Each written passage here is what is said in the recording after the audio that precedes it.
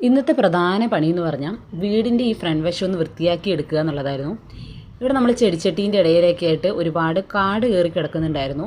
പിന്നെ അത് മാത്രമല്ല, നമ്മൾ കുറച്ച് ദിവസമായിട്ട് നമ്മൾ വീടിനോട് ചേർന്നിട്ട് ഒരു ഷീറ്റ് ഇടുന്നുണ്ടായിരുന്നു. അപ്പോൾ അവിടെ അവർക്ക് പണിയുന്നതിനുള്ള സൗകര്യത്തിന് നമ്മൾ അവിടെ ഉണ്ടായിരുന്ന ചെടിച്ചട്ടികളും ഗ്രോ ബാഗും ഒക്കെ മുറ്റത്താണ് വെച്ചിരുന്നത്. അപ്പം സാൻഡ്, മെറ്റൽ, പിന്നെ ഇവർ പണി ചെയ്യുമ്പോൾ വേസ്റ്റ് വരുന്ന കമ്പിയുടെ കഷ്ണങ്ങൾ, അങ്ങനെയുള്ളതെല്ലാം ഈ ചെടിച്ചട്ടികളെല്ലാം കൂടി ഈ മുറ്റത്ത് വെച്ചിരിക്കുന്നതുകൊണ്ട് തന്നെ ആകെ കുളമായിട്ടാണ് കിടന്നിട്ടുണ്ടായിരുന്നത്. അപ്പോൾ അത് വൃത്തിയാക്കാമെന്ന് കരുതി. പക്ഷേ ഇതെല്ലാം പെട്ടെന്ന് ഒരു ദിവസം കൊണ്ട് വൃത്തിയാക്കി എടുക്കാൻ പറ്റില്ല. അപ്പോൾ ഞാൻ വിചാരിച്ചു കാടൊക്കെ പറിച്ച് ചെടിച്ചട്ടികളൊക്കെ ഒന്ന് വൃത്തിയായിട്ടൊന്ന് അടുക്കി വെക്കാമെന്ന് വിചാരിച്ചു. അപ്പോൾ അങ്ങനെ നോക്കിയപ്പോൾ നമ്മൾ ചെയ്ത കുറേ മിസ്റ്റേക്ക്, നമുക്ക് ചെടിച്ചട്ടികളും അല്ലെങ്കിൽ ഗ്രോ ബാഗെല്ലാം സെപ്പറേറ്റ് ആയിട്ട് വെക്കാൻ അങ്ങനെയുള്ളൊന്നും സ്ഥലമില്ല. അപ്പം നമ്മൾ ഉള്ള സ്ഥലത്ത് നമ്മൾ ഇതെല്ലാം കൂടി വൃത്തിയാക്കി വെക്കുകയാണ് ചെയ്യുന്നത്.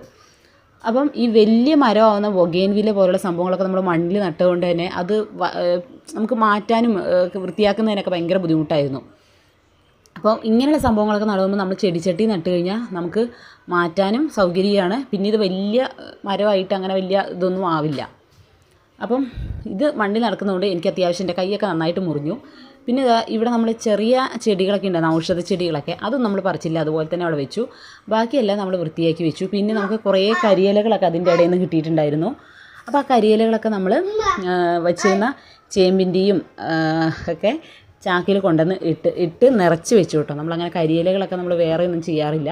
നമ്മുടെ തന്നെ ചെടിച്ചട്ടിയിലും ചാക്കിലും ഒക്കെ ആയിട്ട് നമ്മൾ നിറച്ച് കൊടുക്കുകയാണ് ചെയ്യുക. അപ്പോൾ അങ്ങനെ ഞാൻ അത്യാവശ്യം നമ്മുടെ ഇവിടെ വെച്ചിരുന്നതൊക്കെ ഒന്ന് വൃത്തിയായിട്ടൊന്ന് എടുത്ത് വെച്ചിട്ടുണ്ട്. പിന്നെ ഇതിവിടെ നമുക്ക് നല്ല വെയിലുണ്ടായിരുന്ന സ്ഥലമാണ് കേട്ടോ. ഇപ്പോൾ നമുക്ക് ഷീറ്റ് ഇട്ടത് കൊണ്ട് നമുക്കിവിടെയൊക്കെ ഒരു തണലായി. സത്യം പറഞ്ഞ ചെടികൾക്കൊക്കെ ഇപ്പോൾ പണ്ടത്തെ പോലെ വെയിലും കാര്യങ്ങളൊന്നും കിട്ടാതായി. എന്നാലും സാരമില്ല, നമ്മൾ എന്ത് ചെയ്തു, നമ്മുടെ ചെടികളെല്ലാം അവിടെ സൈഡിൽ നമ്മൾ നീറ്റാക്കി വൃത്തിയാക്കി വെച്ചിട്ടുണ്ട്. പിന്നെ അത് കഴിഞ്ഞ് അടുത്ത പരിപാടി പെയിൻറ്റിങ്ങിലോട്ട് കിടന്നു. അപ്പോൾ പെയിൻറ്റിങ്ങിൽ ഞാൻ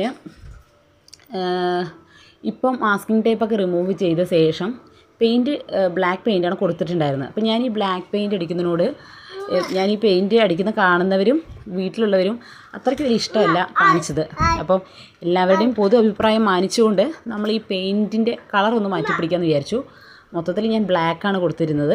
അപ്പം ബ്ലാക്ക് കൊടുത്തിട്ടൊരു വൈറ്റ്, ബ്ലാക്ക് ആൻഡ് വൈറ്റ് എന്നുള്ള രീതിയിലാണ് കൊടുത്തത്. അപ്പം അതത്ര രസമില്ല എന്ന് പറയുന്ന കാരണം കൊണ്ട് എന്തായാലും അടിച്ചുപോയി. അപ്പോൾ അത് മാറ്റി ഒന്ന് കൊടുക്കണം എന്നുള്ള വിചാരത്തിലാണ്. പിന്നെ നമ്മുടെ ഒരു ഇഷ്ടത്തിൻ്റെ പേരിലാട്ടോ, നമുക്ക് ഈ പറഞ്ഞ പോലെ പെട്ടെന്നൊന്നും ചെയ്യണമെന്നില്ല.